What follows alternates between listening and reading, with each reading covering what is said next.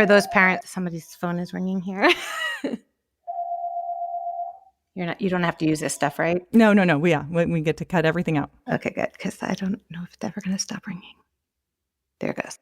Welcome to the Mind. What do we really mean by genius? Matters. Giftedness is so much more than an academic label. Podcast. We tend to think of gifted as kids being good at everything across the board. An exploration of giftedness. Originals are nonconformists. Creativity. People who not only have new ideas. Intelligence. They're the people you want to bet on. In childhood. I like to learn about things, but I like to learn my way. And beyond. This is the Mind Matters Podcast. Hi there. Welcome to episode 38 of the Mind Matters Podcast. I am Emily Kircher-Morris, and today we will be talking to Phyllis Fagell.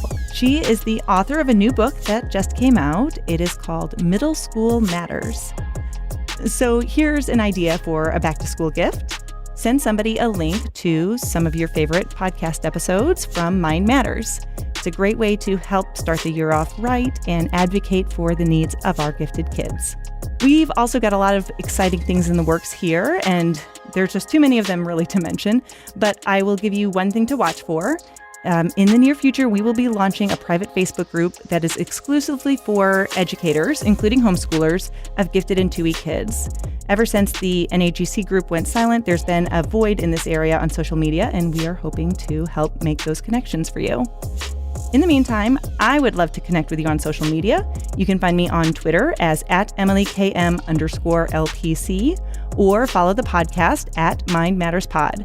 You can also find us on Facebook and Instagram as Mind Matters Podcast.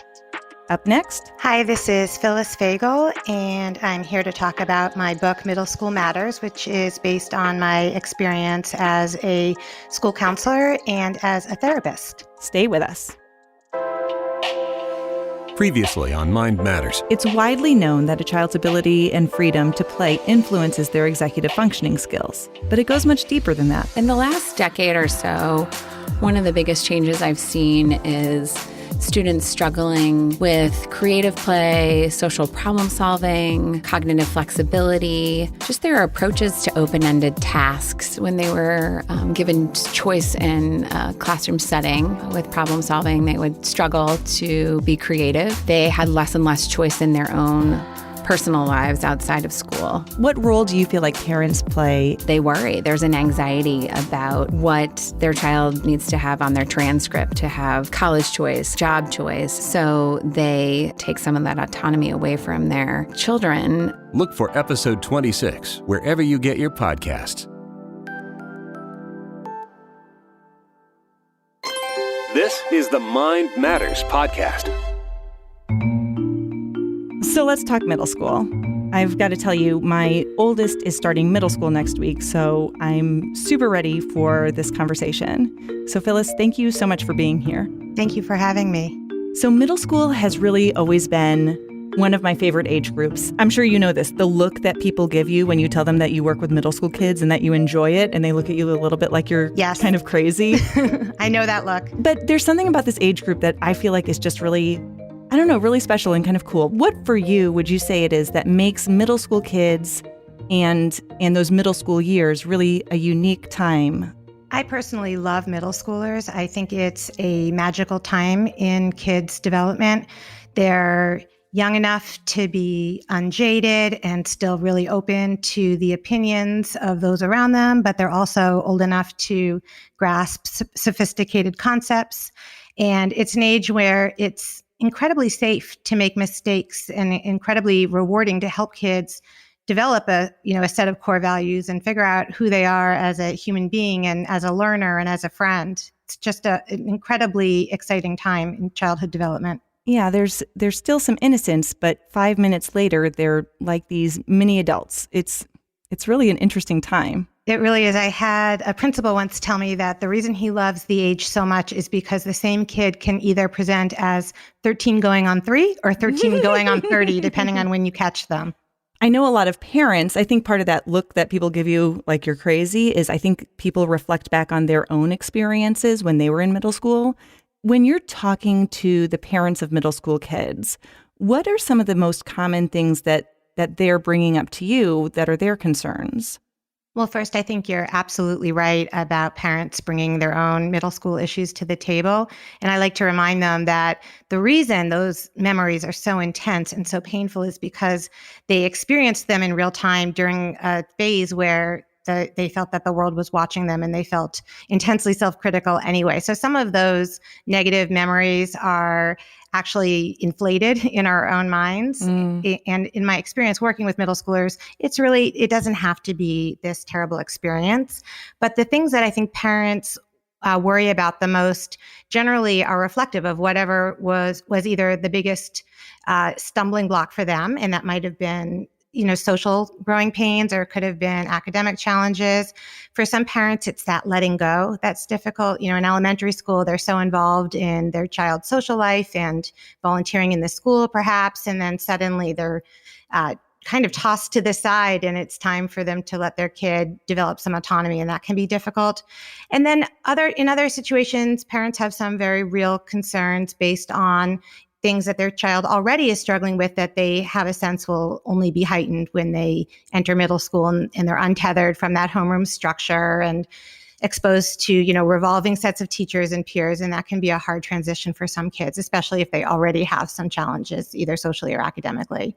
I think you're right. That difficulty that parents run into losing touch when kids go to the middle school, it makes them feel unstable because when they're in the elementary school, it's like you have one teacher that you can go to. And when the kids get to middle school and they have multiple teachers throughout the day, it's really difficult to keep up with what's going on in each class. And if you're concerned about your kids' grades, or, a lot of times they have this influx of students from other schools. And so you don't know all of those peers or what those influences are. I can see that being a really difficult thing for parents. How do you help them through that? So some of it is self-talk, remembering that middle school is a very safe time to take risks and to experiment and to veer off course.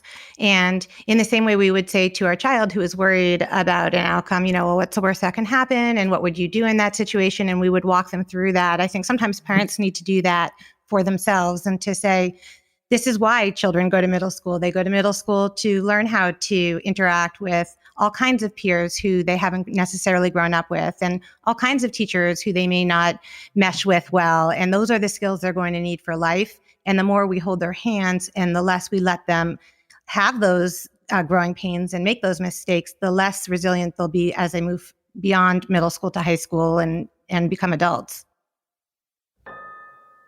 You talk a lot in the book about the importance of authenticity. I feel like that's just a really important tool that we can use as parents and educators as far as making connections with our kids. What about authenticity do you think is so important when it comes to making those connections with this age group? So if you think about middle schoolers as being intensely insecure, all of them are insecure and very self-critical and very concerned about everyone looking at them and what they're thinking. It's a time when it's particularly difficult to admit weakness or to admit that you have fears or concerns or worries. And as parents, to our children, we look like we have it all together, that our life was a straight line from point A to point B. And somehow magically we went from, middle school to success, or middle school to, just seeming like we know what we're doing. And I think it's really important to be authentic and to tell our kids where we ran into trouble along the way, to admit our mistakes, to admit our weaknesses, and to let them know that we will be right there by their side as they make those mistakes. We can't prevent the mistakes as much as we would like to wrap them in, bubble wrap and make their life perfect. We can't do that for them, but we can be there for them and we can let them know that it will be okay. And one of the most powerful ways to do that is to be authentic about the things you struggle with yourself. And that also makes it safe for kids to come to you when they're having a problem. If they think you're going to overreact, if they think that you're going to judge them, they're very unlikely to let you know when they could use your support. Something my mom always used to say was, well, can't you just learn from my mistakes? And it was kind of like, well, no, I'm definitely going to make all of my own mistakes. I'm going to make some that you made and some of my own, and I'm going to, do them. Yeah, no, I get that. I was definitely a kid who had to learn through experience. You talk about being able to be vulnerable in front of kids because that allows them to like you said, know that it's safe to come to you when they have a problem. If they feel like the expectation is that they're always perfect or that they can't make mistakes or they should already know how to handle certain situations, that's when I feel like they get in trouble because they do try to then solve the problem or handle it on their own when really they need some support from those adults that are around them. So true. Or they shut down completely. It's Yeah. just not even worth trying. I spoke to a writer, Katie Hurley, who told me that she would tell her kids all the time, I submitted my book 20 times to publishers and it never got picked up. My next book did, but not that one. And, the message implicit in that is I kept trying. I didn't let it defeat me. But this is not something that happened overnight. It takes hard work and persistence and diligence. And that's how life goes. And that's just part of the process of growing up. And kids don't necessarily know that because they have no life experience. They have no perspective. Many of the members of our audience, are either parents or educators of gifted and 2E kids. And a lot of times they have this perception of the world around them that is much bigger than they are. They see what other people do and they feel like they should also be able to do those things. But the concern a lot of times with bright kids is kind of that existential awareness and depression at a really young age. And the thing I always go back to is, well, they don't have the life experience to fall back on to find their own resources to handle that uncertainty or whatever that feeling might be that they're having. That's true. I see that with gifted kids a lot, that sensitivity. They're taking everything in at such an incredibly fast pace, and they're not always able to contextualize it, especially in the case of kids who are twice exceptional, who are gifted, but who might struggle in one particular area. Those kids are just as likely to be perfectionistic as kids who are just plain gifted, but then they have maybe a challenge that's getting in their way. And that can be especially distressing because they're so hyper aware of exactly how they're falling short in their own mind. Another thing about that middle school experience is, and you kind of alluded to this earlier, is like they're really kind of trying to figure out who they are because they're no longer these little kids. And so they kind of end up trying on these different personalities to see what fits, like you were talking about with the principal, and sometimes it can be a little confusing for us. We're like, are there multiple personalities? What's happening here? It switches so fast. But what are some of the things that you notice that help kids find who they are? What is their identity? And how can we really help them to embrace that? I think parents can get fixated on a definitive identity for their child, So what I tell parents, number one, is to try on the idea of their child coming to them with, news that, let's say, they're gay or, they're not sure about their gender identity. Imagine in advance how you would respond so that you can really be supportive and react the way you'd like to in the moment. Because I think for parents, especially if they're looking at their 11-year-old sixth grader, they in their own mind have trouble accepting that this child does have a sense of who they are, or who they're becoming.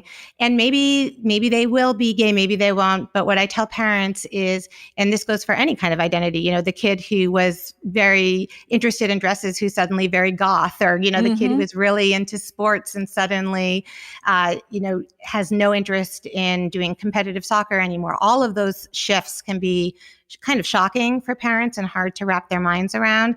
But what I tell parents is, as long as you accept them wherever they are, it may be a stopping place for them. It may be ultimately who they are or how they present in the long run. But just be supportive along the way at whatever they're presenting you with at that moment in time, and they'll keep coming to you and they'll keep sharing whatever it is that they're going through. And that's really what you want, is to be somebody, a sounding board, and somebody that they will come to for advice and guidance as they're figuring out what their identity is. The identity itself is going to continue to shift and change, throughout their lives, but especially in middle school. The kid who maybe wants to be in a different crowd and might try on a new identity just to fit in with certain kids, or the kid who is really interested in, one in theater in elementary school might decide in middle school that this is a time when they really want to branch out and do something different. And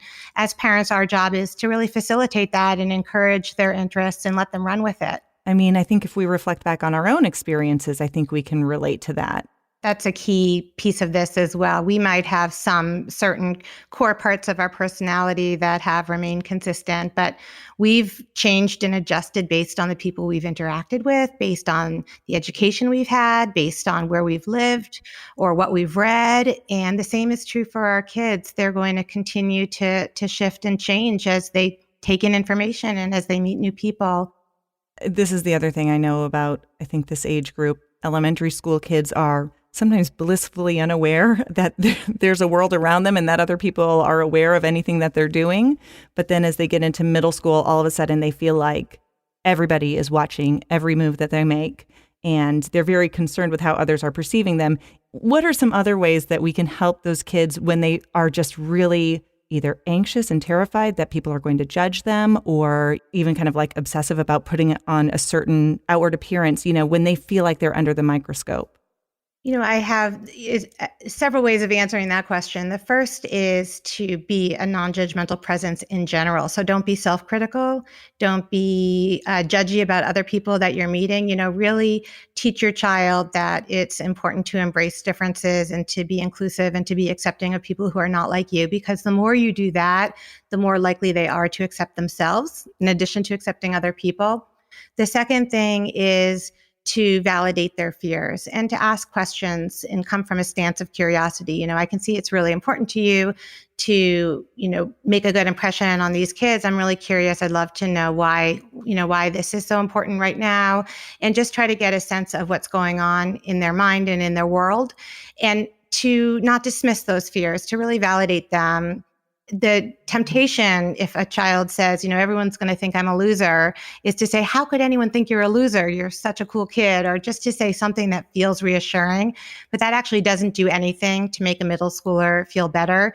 You're far better off saying, if I were worried that everyone was going to criticize what I wore, I'd be pretty anxious about picking out my outfit too, and just letting them know you hear them and that you understand where they're coming from. And validating doesn't mean you agree. It just means that you can empathize, you can understand. One of the things that stood out to me that you were just talking about was about not being self-critical for parents, and tying that back to what you mentioned earlier about being able to be authentic and vulnerable. What would you say is the difference there between adults who have a lot of those sometimes same tendencies to be very harsh with themselves if they have any perfectionism or anything like that? Yeah. But then being able to be authentic and vulnerable too. Where's that line? So when working with kids who struggle with anxiety, you really want to challenge any thoughts that are really out of whack or out of balance, and kind of pull them back to the middle. So if they're catastrophizing, or if they're thinking in terms of all or nothing and black and white, you really want to help them assess a situation more realistically. And I think that as parents, we need to be modeling that behavior. So if we're being critical just to be critical, or because our own thoughts are out of whack, or we're, we don't have a really realistic sense of ourselves, or we're setting unattainable expectations for ourselves, then we're not modeling that healthy self-acceptance and self-awareness for kids. But if, on the other hand, without judgment, you're saying, you know what, I messed up my presentation at work today, but that's okay. Tomorrow I have another one. And what I learned from this last one is that I need to have some notes up there with me. So I'm going to try it different this time. So in that second example, you're explaining that you've made a mistake, but you're also talking about how you regrouped, and you're not castigating yourself, or, deciding that you're a horrible, awful person and you're going to get fired and the world is going to end. You're just explaining that sometimes things go wrong. So it's a fine line to walk, but what you're really trying to do is to be authentic and to model that things don't always go perfectly, but you're also modeling some self-forgiveness and some self-compassion and the ability to pick up the pieces and move forward. Gifted and twice exceptional kids, they deal with perfectionism, they worry about getting good grades, and, their parents are definitely, and teachers are part of that equation. So how do you help kids and their parents who are worried about things like GPA and getting into good colleges and those sorts of things? It is, in a way, a form of faulty thinking. College is a stop on the journey. It's not the destination. And what I really encourage parents to do is to think bigger, to think about what you want your child's life to look like and the skills that you want them to have so that they can manage in an economy that's changing so rapidly. So to me, I'm far more focused on skill development. Can they pivot? Are they flexible? Can they get along with other people? And if you are focused solely on grades, you're putting equal effort into everything probably, or excessive effort in one area just to get that one up to an A to match the other A's. And you're completely losing sight of what your kids' real interests and strengths are. And once they're out and in the world, what they're going to do is spend, most of their time doing something that plays to their strengths and that they enjoy. And what I fear is that we lose that self-discovery process when we're focused on the grades themselves. That said, it's also a way of managing uncertainty and anxiety. It goes back to that perfectionism. It gives people this false sense of control that maybe if my kid gets all A's and gets perfect scores on their ACT or their SAT and they go to XYZ college, that their life will be set and they'll be successful and I don't have to worry about them. But that's not how it works anyway. Right. So focusing on all of those little things is kind of like, what is the phrase? Losing sight of the forest for the trees. Exactly. And now if you look at some of the major companies, Google, I can think of several consulting companies. Some of them are not even requiring a college degree. And in fact, I spoke to a professor at Williams who teaches design thinking. And he was saying that the kids who show up at Williams, a lot of them who have straight A's and were valedictorian of their class have a really hard time with the adjustment to college because they do not know how to fail. They do not know how to take risks. They can't think outside the box. So he spends all this time with them trying to undo that stilted thinking that they've fallen into because they've been so afraid of failure. So we end up creating a new problem in the process of trying to control an outcome differently. What do you do with kids when they come to you and they're very concerned about this, like their grades, like they're really just kind of panicked about, about whether or not they're going to be able to take the pre-AP class or, whatever the courses might be? Like, how do you talk them through that? I think much as a child is worrying about the outfit they're going to wear, I think the first thing you do is you validate that fear. Tell me more about why this is important to you. What do you think will happen? Well, let's play that out all the way. Okay, you didn't get into that advanced math class that you wanted to go to and you're going to be in on-level math. Now what? And then have them walk through all the way to the end and then ask them, how can you handle that situation? Or what is the worst possible outcome? And 9 times out of 10, it's not nearly as bad as they've somehow jumped to in their mind as the conclusion that it's this catastrophe. Another thing you can do is ask them, how would you advise a friend? Sometimes depersonalizing it a little bit and asking them to advise somebody else helps them see it a little more clearly. And you can even do visual imagery. I've taken kids up in an imaginary hot air balloon ride and, up in the sky looking down on the problem from this vantage point. Does it look different? What happened right before? What might happen afterwards? How could you alter the outcome? And if it's really important to them to get into a class and it's something that they want to do and it's a feasible option, then I'll help them try to figure out how to make that happen, or figure out what supports they need in order to give it a try. I do believe that if a kid wants to challenge themselves, most of the time we should give them that opportunity. Yeah, it's hard to figure out sometimes what's beneath that. Is it because their friends are going to be in that class and so then they feel left out, that their friends are going to be in this upper level class? Or is it that fear that they're not going to be good enough or smart enough or whatever that might be? There's definitely, I think, an exploration process with how you determine where that decision-making process is coming from for them. Yes, and I think it's helpful to remind kids that even if someone else's life looks perfect and they're taking all the classes that you wish you were taking, everybody is giving something up in order to do whatever it is that they're doing. So that kid who's getting straight A's is probably has less time to sleep or less time to hang out with friends.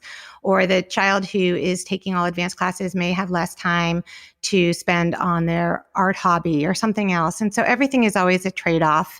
And to kids, it can look like somebody else has it all together or has this perfect existence and they're somehow missing out or they're somehow falling short. And just reminding them and just hearing from the adults in their life that you don't have to have it all together. It's okay to be a little lopsided. It's okay to develop different skills at different times. That's more realistic and more true to life. And whoever it is that you're looking at who you think has it all together does not have it all together. It's just on the surface. It's like Facebook or Instagram. That's just the image they're projecting out. Another quote from my mom, the only normal people are the ones you don't know very well.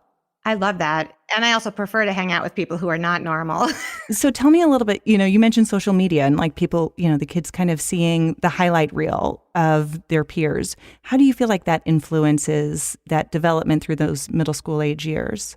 Well, there are so many ways that social media is impacting kids today, aside from just the distraction piece of it. And, there's research showing that simply having a phone on hand can lower your grades, even if it's off. But what I see is that it can interfere with sleep. If a child is texting with friends in a group chat, they might feel rude, dropping out. And one thing leads to another, and nothing good tends to happen late at night online in group chats. So the kids tend to need a lot of support in managing the time they spend on social media. The other thing that social media does is it can really mess with kids' self-image. Historically, we've worried more about girls, but even boys, the more time they spend online looking at social media, the worse they feel about their bodies. And sometimes we just need to encourage kids to take a break, especially if they're suffering from low self-confidence. I think that social media generally doesn't help in any way, shape, or form. It tends to exacerbate that FOMO, that fear of missing out. It tends to artificially, inflate how other people's lives look in relation to their own. They can feel slighted when no slight was intended because you're missing out on all of those face-to-face social cues that you get when kids are interacting face-to-face, and they're not having as much of a chance to practice those social skills that are so important to their long-term development as well. I talk to kids all the time at the office who are just devastated sometimes by something that's happened online or through texting and not knowing how to respond or what to say. Or the other thing is sometimes, especially talking about those twice exceptional kids, sometimes I find that I have clients who really are being pretty overtly bullied or kids are being mean to them over social media and they don't pick up on it, and their parents see it or their parents might be concerned about it.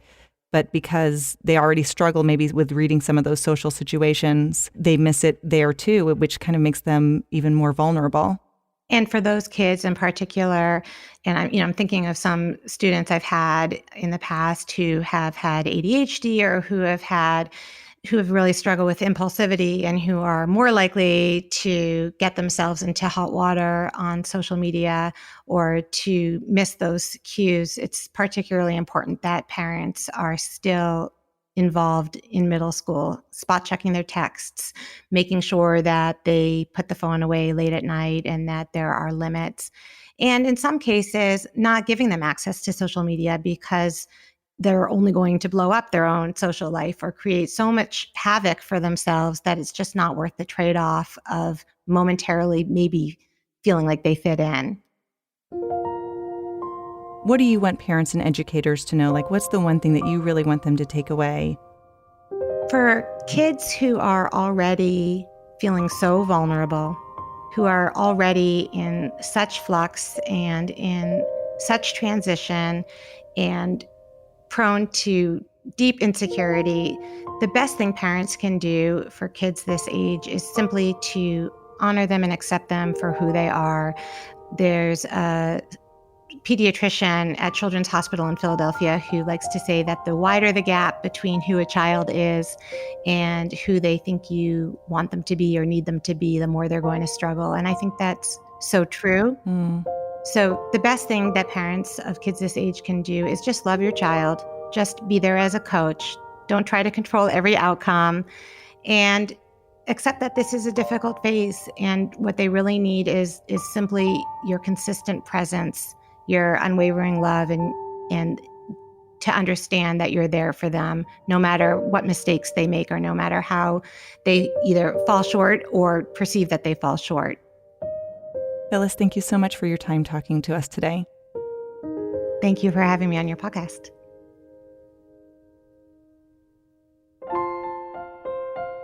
As an adult lucky enough to have a job working with kids, I really love that awkward stage of elbows and acne, even though I know that it's agony for these tweens. They are dealing with intense vulnerability like they've never experienced before. There's a new awareness of themselves and the world around them.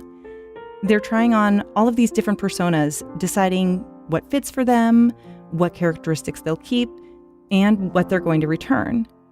Our job is to be their mirror, reflecting to them the values and the beliefs that'll help them grow into their role in the world, whatever that role may be. I'm Emily Kircher-Morris. I'll see you next time on Mind Matters. We've been down this road before. We check for monsters by the door.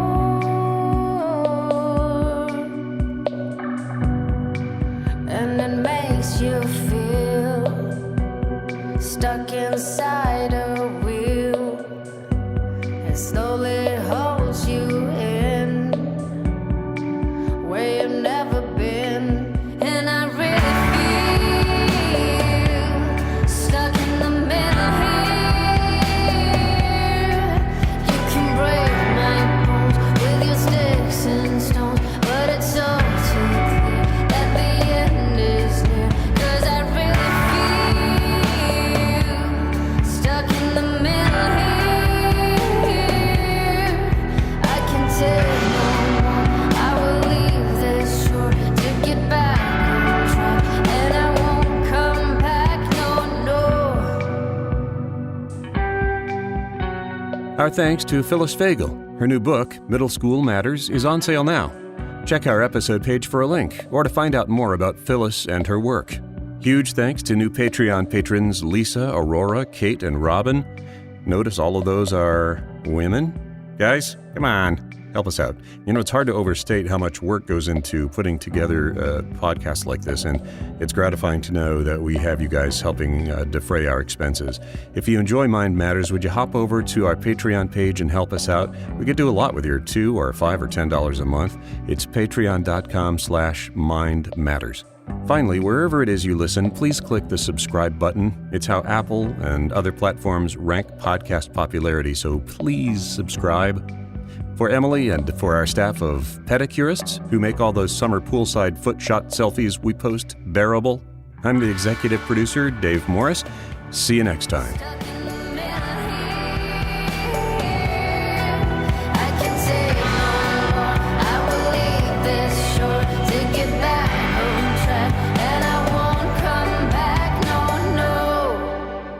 Mind Matters is a production of Morris Creative Services.